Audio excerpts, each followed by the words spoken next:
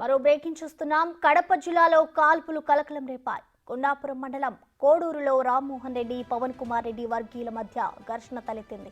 దీంతో రామ్మోహన్ రెడ్డి గాల్లోకి 2 రౌండ్లు కాల్పులు జరిపారు. ఇరు వర్గాల మధ్య రాళ్ల దాడి జరిగింది. దాడిలో రామ్మోహన్ రెడ్డి కారు అద్దాలు ధ్వంసమయ్యాయి. రామ్మోహన్ రెడ్డి తన లైసెన్స్ తుపాకీతో గాల్లోకి 2 రౌండ్లు కాల్పులు జరిపారు. కోడూరులో ఉద్రిక్త పరిస్థితి నెలకొంది. ఇరు వర్గాలను పోలీస్ స్టేషన్ కు తరలించారు పోలీసులు.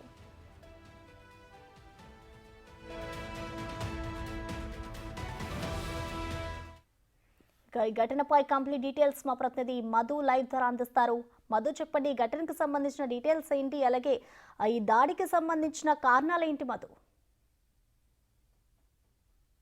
ప్రసన్న కడప జిల్లా జమ్మలమడుగు నియోజకవర్గంలోని కొండాపురం గ్రామం సమీపంలో బి కోడూరు అనే గ్రామం ఉంది. ఆ గ్రామంలో గతంలో కూడా ఫ్యాక్షన్ ఏరియాగా చెప్పుకోవచ్చు. అయితే ఈ గ్రామంలో ఎంపీటీసీ రామముని రెడ్డికి, జగదేకర్ రెడ్డికి ఇరు వర్గాల మధ్య గత కొద్ది రోజులుగా వర్గపోరు అయితే నడుస్తుంది. అయితే ఇదే అంశం పైన జమ్మలమడుగు నియోజకవర్గం కొండాపురం సమీపంలో దాదాపు సోలార్ ప్లాంట్ అయితే ఒకటి నిర్మిస్తున్నారు. ఆ సోలార్ ప్లాంట్ కు సంబంధించి గ్రావెల్ మట్టి తోలకంలో భాగంగానే ఈ గొడవ రేకెత్తినట్టయితే తెలుస్తుంది. అయితే నిన్న రాత్రి 11 గంటల సమయంలో కొండాపురం గ్రామానికి చెందిన కోడూరు గ్రామంలో జరిగిన కాల్పుల ఘటన అయితే జగదేకర్ రెడ్డికి సంబంధించిన పవన్ కుమార్ రెడ్డి అనే వ్యక్తి గాల్లోకి 2 రౌండ్లు కాల్పులు జరిపారు. అయితే ఈ కాల్పులు జరిగిన ఘటనకు సంబంధించి కొండాపురం పోలీసులు అయితే అప్రమత్తం అయిపోయి సంఘటనా స్థలానికి అయితే చేరుకున్నారు. అయితే